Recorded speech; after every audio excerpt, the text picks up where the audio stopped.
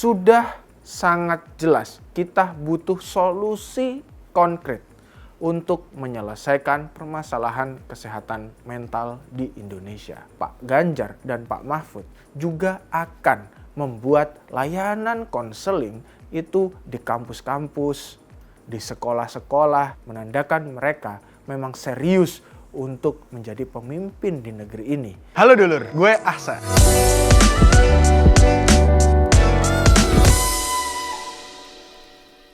Halo dulur, gue Ahsan. Selamat datang lagi di Think Tank.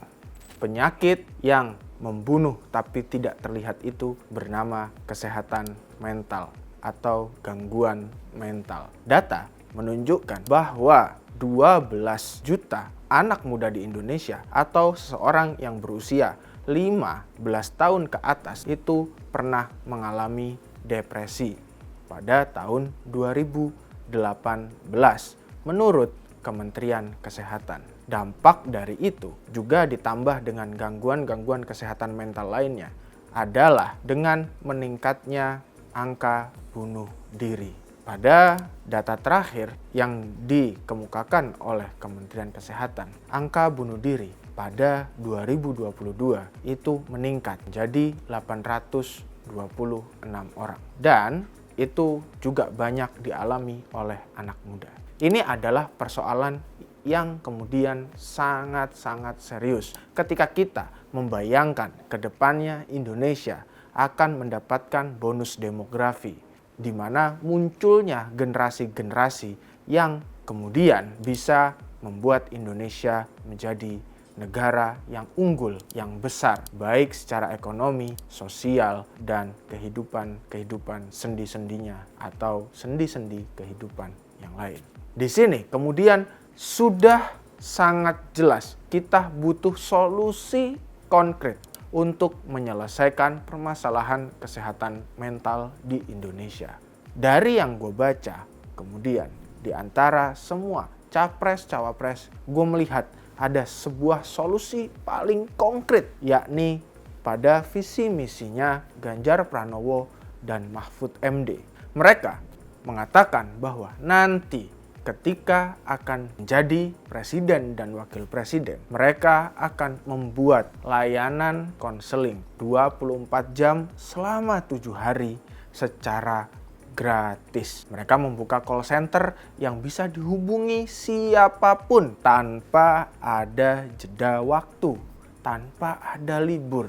Hal ini menurut gua adalah gagasan yang sangat baik, gagasan yang sangat besar dan pro anak muda. Kenapa? Karena hari ini salah satu masalah utama dari penanganan gangguan kesehatan mental adalah minimnya ruang konseling. Kalaupun ada, itu sangat mahal. Tidak semua orang bisa menjangkau hal itu, terutama di daerah-daerah yang sifatnya remote. Namun, Pak Ganjar dan Pak Mahfud kemudian memberikan sebuah ide yang sangat cemerlang. Dengan call center tersebut, maka tidak ada batasan ruang dan waktu, yang pertama. Yang kedua, karena gratis, maka semua orang bisa mengaksesnya. Layanan konseling ini juga tidak hanya yang berbasis call center atau melalui telepon, atau mungkin melalui media sosial dan lain-lain. Kita nggak tahu nanti bagaimana mereka mengaplikasikannya. Namun Pak Ganjar dan Pak Mahfud juga akan membuat layanan konseling itu di kampus-kampus, di sekolah-sekolah, bahkan di setiap puskesmas itu diwajibkan ada psikiater, ada psikolog, ada orang yang kemudian menjadi ahli konseling atau konselor. Di sini ini menurut gua adalah gagasan yang benar-benar tepat secara persoalan. Seperti yang gue bilang tadi, coba bayangin di kampung-kampung yang jauh itu fasilitas kesehatan yang ada mungkin hanya puskesmas. Karena puskesmas memang fasilitas kesehatan yang paling dekat dengan masyarakat. Nah, kedekatan ini harus dimanfaatkan untuk menjadi ruang yang benar-benar holistik, benar-benar menyeluruh bagi pelayanannya kesehatan masyarakat itu, termasuk bagi gangguan jiwa. Di situ masyarakat akan dengan mudah ketika merasakan gejala-gejala depresi, ketika merasakan gejala-gejala kesehatan mental lainnya, bahkan mereka juga bisa berkonsultasi dan mendapatkan edukasi dari dokter-dokter di puskesmas yang menangani gangguan kesehatan jiwa tersebut tentang gejala-gejala ketika mereka mengalami gangguan kesehatan jiwa. Pada akhirnya apa? Pada akhirnya masyarakat yang kemudian memiliki potensi untuk mengalami gangguan kejiwaan mampu untuk cepat tertolong. Tidak sampai kemudian, mohon maaf, melakukan bunuh diri. Tidak sampai korban jiwa itu meningkat. Soal kesehatan mental ini memang sangat-sangat pelik. Kita tidak bisa melihat seseorang apakah dia terkena kesehatan mental atau tidak hanya dari luarnya saja.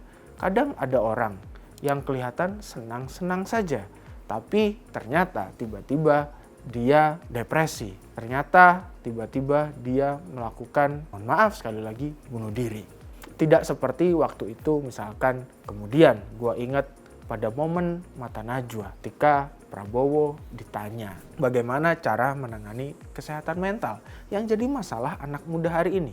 Katanya ya anak muda ini makan aja makanan bergizi, bergembira saja senang-senang.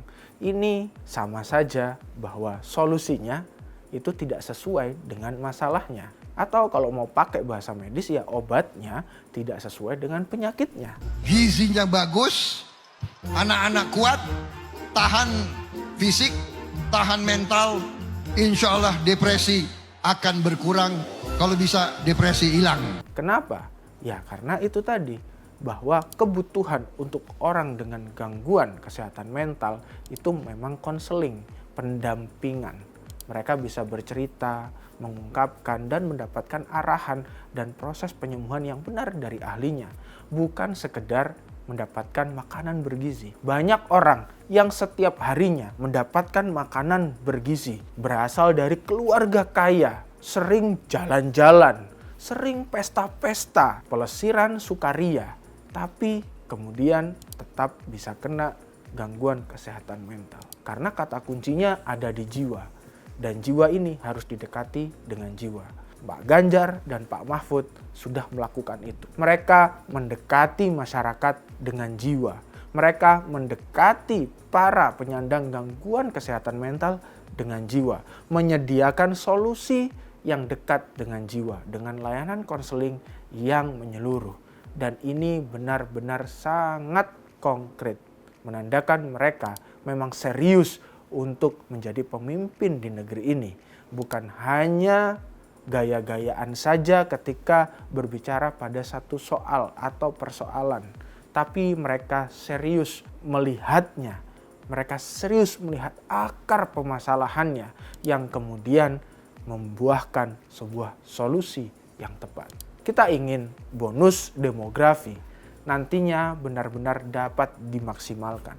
Indonesia bisa benar-benar menjadi negara yang unggul. Dan itu kuncinya adalah pada kesehatan mental anak mudanya yang akan mengisi bonus demografi nanti itu tetap baik. Dan kalau nanti Pak Ganjar dan Pak Mahfud jadi, gua yakin itu akan bisa tercapai. Terima kasih. Bye.